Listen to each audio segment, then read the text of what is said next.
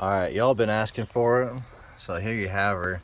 So it's just a mason jar, 3 holes drilled in it, and 2 smaller ones for the wires for now. This is just a prototype. One larger one for the pipe there, the tube. And this is literally just 2 stainless steel kitchen knives turned inside out with some steel wool in the center. I put a piece of rubber mat I got from the old News Gazette. It rolled up in there. You set it down in the jar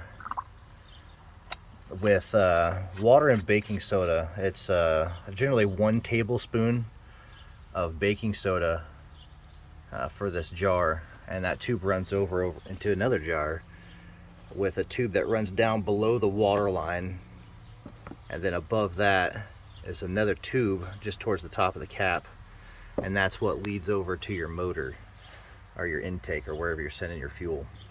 And all I did was take a couple of these clips here that I had left over from an old battery charger, and I attached them to the fuel cell. Now you'll see when I plug this in, this jar is going to start bubbling. You see the bubbles? Doo-doo-doo-doo. That is now producing hydrogen fuel. And that's going to pressurize inside that jar and run up this tube here into the other jar, down into the water, and bubble up as a gas, and a gas only.